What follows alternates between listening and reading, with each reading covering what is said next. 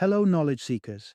In this episode of 20-Minute Books, we delve into The Freedom of Self-Forgetfulness by Timothy Keller, a compelling exploration of inner peace and liberation through the teachings of the Apostle Paul. Published in 2012, this book offers a transformative journey towards genuine rest by advocating for blessed self-forgetfulness. It encourages readers to break free from the endless cycle of seeking validation and the burden of self-condemnation, pointing the way towards a life of grace and true freedom. Timothy Keller, the author of this insightful work, is a best-selling author, renowned speaker and pastor whose teachings have resonated with millions globally. His other notable works include The Reason for God and The Prodigal God. Keller's impact extends beyond the written word through his influential Timothy Keller Sermons podcast, where he discusses theology, culture, and the life-changing power of the gospel. The Freedom of Self-Forgetfulness is a must-read for anyone on a quest for intellectual and spiritual depth. Whether you are wrestling with questions of faith and doubt or simply in search of practical, inspiring Christian insights, this book offers profound guidance on embracing a life marked by freedom and grace. Join us as we explore Keller's pathway to self-forgetfulness, a journey that promises liberation from the self-imposed chains of validation seeking and self-critique.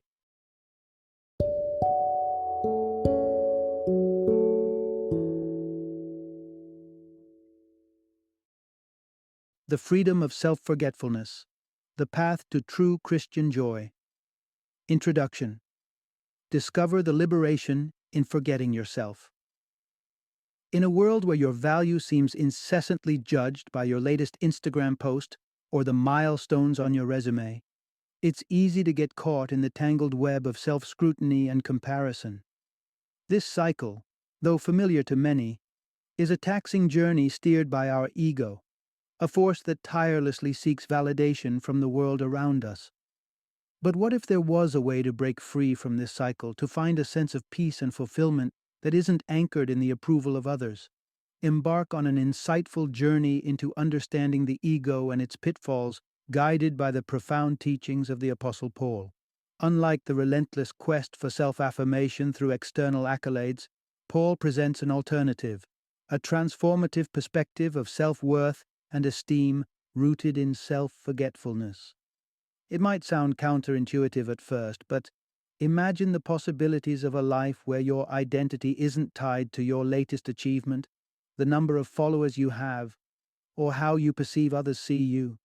Instead, envision finding contentment in the simple, profound recognition of being a beloved child of God. This narrative isn't about denouncing personal achievements or lowering your self-esteem.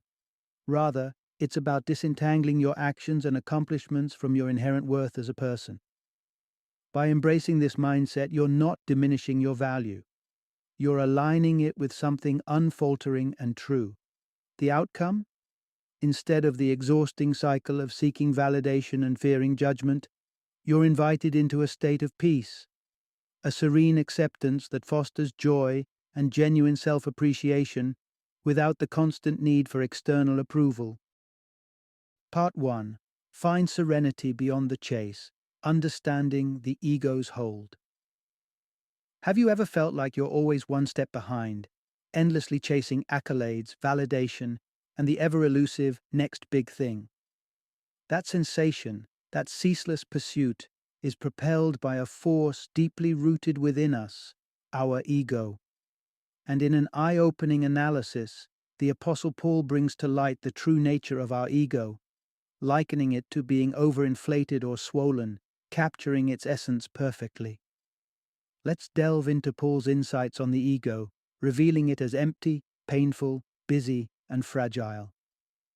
To start, the ego's emptiness is akin to trying to fill a gap in your soul with things that never seem to fit. It's the hollow pursuit of accolades and acceptance, an endless quest that leaves us feeling more void than fulfilled. Philosophers, including Soren Kierkegaard, have echoed this sentiment, indicating this futile endeavor of pretending to be self-reliant while sidelining our need for a higher purpose or calling. Next, consider the pain the ego brings. It's the discomfort felt in moments of seeing others succeed, the sting of feeling unseen or undervalued. This pain stems from the ego's insatiable need for acknowledgement and comparison. Then there's the busyness of the ego, constantly keeping us on a hamster wheel of competition, seeking to surpass others to stand out. It's an endless race, but toward what end? Finally, the fragility of the ego is perhaps its most ironic trait. Similar to an overinflated balloon, it's at constant risk of being popped, leaving us feeling defeated and insignificant the moment our ego faces a setback. But fear not, for Paul offers wisdom on transcending the confinements of our ego. The first step? Acknowledging our true essence. You are not merely the sum of your achievements, followers, or material wealth. Your worth is immeasurable and stems from something far greater, being a cherished creation of God. This realization invites us to let go of this perpetual need to prove ourselves. The second step Paul suggests is to pivot our focus. Rather than amassing a catalogue of personal triumphs, we're encouraged to look outward, to serve, to see the strengths in others, and to embrace humility. Reflecting on Mother Teresa's words, "If you judge people, you have no time to love them," highlights the power of shifting our perspective from critiquing to appreciating and understanding. Embracing our identity in God and fostering humility not only relieves us from the ego's exhausting demands, but also unveils a life filled with purpose, peace, and profound fulfillment. It's a journey from competing to contentment, from proving to peace. By embracing ourselves as beloved children of God, we find true freedom, a sanctuary from the ego's relentless grasp. Part 2. Step into the freedom of forgetting yourself. Have you ever been caught in the relentless stream of self-examination, constantly assessing whether you're living up to your own expectations or those set by others? It's a familiar scenario for many, but it begs the question, is there a way out of this cycle of self-obsession? The answer might just lie in the wisdom shared by the Apostle Paul, who adopted a standpoint on self-esteem and self-worth that might seem radical to many. Paul had this to say about criticism and self-evaluation. "I don't care what you think about me. I don't even care what I think about me." Imagine that level of detachment from the opinions of others, or even from your own inner critic. To paint a clearer picture, think about the last time you presented at work. The anxiety of wondering what your boss, peers, or clients thought might have been overwhelming. Paul's approach offers a different perspective, one where neither the opinions of others nor his own self-judgment held any power over him. You might have heard advice suggesting that the best course of action is to define your standards and live by them, sidestepping the expectations of others. Decide who you want to be, and just be that person, they say. While it sounds straightforward, it's not that simple in practice. Whether it's not meeting your parents', society's, or your standards, the outcome is the same: feeling inadequate. So if living by the expectations of others or by our standards isn't the answer, what is? Taking inspiration from Paul might be our best bet. Paul recognized his flaws and achievements, but refused to let them define him. He distinguished his actions from his identity. Keller introduces us to what he dubs the Paul way, a journey of self-forgetfulness that transcends the notions of low or high self-esteem. It's about not anchoring your self-worth to anyone's opinion, including your own. Consider an Olympic athlete who doesn't win gold, but feels joy in their performance and genuine happiness for the winner. Their focus isn't on winning or losing, but on the joy of participating. How then can we incorporate this philosophy into our lives? Start by distinguishing your actions from your identity. For instance, if you falter at work, remind yourself, "I made a mistake, but that doesn't define me." Your actions, good or bad, do not dictate your identity. Next, nurture a mindset of self-forgetfulness. Rather than obsessing over how an action reflects on you, relish the moment itself. If you excel in a work presentation, enjoy the accomplishment without linking it to your self-worth. Embarking on this path of self-forgetfulness might feel daunting, but the rewards are unparalleled. It promises a sense of peace freed from the shackles of perpetual self-analysis. It's an invitation to a life lived with humility, not about viewing yourself more or less favorably, but about thinking of yourself less. This approach creates space for a life enriched by experience, unmarred by constant self-scrutiny or the judgment of others. Part 3. Embrace the verdict before the performance. Imagine navigating life as if it were a never-ending trial, where every deed and decision is scrutinized as evidence to prove your worth. It's a scenario many of us face, trapped in a relentless pursuit of validation, whether from those around us or the harshest judge of all, ourselves. Yet, Paul's profound wisdom unveils a lighter path, guided by the notion that the only judgment that ultimately matters is God's. This is not a stance of indifference or neglect, but a transformative liberation from the exhaustive theatrics of ceaselessly seeking affirmation. Within this metaphor lies the crux of Paul's teachings, the divine liberation found when one recognizes that the trial has concluded. With God's judgment as the final word, Paul found a way to anchor his self-worth beyond the fluctuating opinions and validations of earthly measures. Take, for example, Sam and Lily.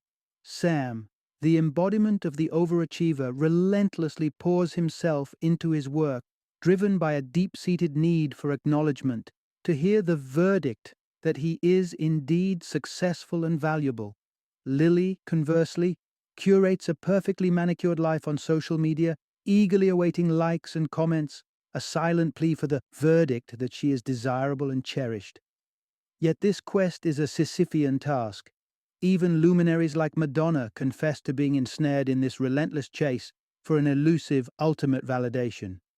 This incessant pursuit begs the question, how does one escape this cyclical need for affirmation?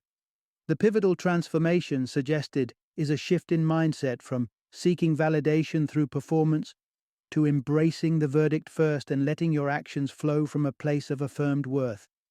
This is not to say that striving for excellence or self-improvement becomes obsolete. On the contrary, it's about engaging in these pursuits not as a means to validate your worth or to garner approval, but from a foundational belief in your intrinsic value and significance. This is the heartbeat of Christianity, where God's verdict on your life precedes your performance. The moment faith is instilled, you are deemed valuable, loved, and vital in His eyes, thereby making the relentless daily battle for validation unnecessary. The ultimate verdict is already decreed. Adopting this perspective not only frees you from the exhaustive cycle of performance and approval seeking, but elevates your focus towards what truly matters. It is a call to live cognizant of the fact that the most critical opinion, God's, is already favorably cast in your favor, declaring you valuable, loved, and significant. Final summary. Caught in a relentless pursuit of approval, our egos drive us into a spiraling dance of validation and comparison. This endless race, exhaustively fueled by our craving for acknowledgement from others and our incessant self-judgment, finds a beacon of relief in the teachings of the Apostle Paul. He offers us a way out by fundamentally shifting our understanding of identity and worth away from external affirmations and introspective criticism. Paul's revolutionary outlook invites us to disentangle our sense of self from our deeds, refusing to be ensnared by the fleeting judgments of the world or the often too harsh court of our self-perception. He advocates for a profound understanding of our intrinsic worth, anchored in the divine recognition of our identity in God, alongside nurturing a heart of humility. To walk hand in hand with Paul's wisdom in our journey towards self-liberation, carry these pivotal insights close to your heart. Firstly, redefine the relationship between your actions and your identity. Understand that your essence is not dictated by your mistakes or triumphs. Rather than perceiving setbacks as deficits in your value, approach them as channels for learning and growth. Secondly, embrace the grace of self-forgetfulness. Shift the spotlight from an inward focus on self to a broader vision centered on serving others and celebrating their achievements without the shadow of comparison. By altering our lens and rooting our peace in our divine identity, we liberate ourselves from the perpetual treadmill of self-evaluation. The path to a richer, more contented existence lies not in the echo chambers of external approval, but in recognizing our inherent worth that emanates from a deeper, unshakable source. The final verdict on our value resonates from within, echoed in the whispers of the divine, not in the fleeting applause of the world.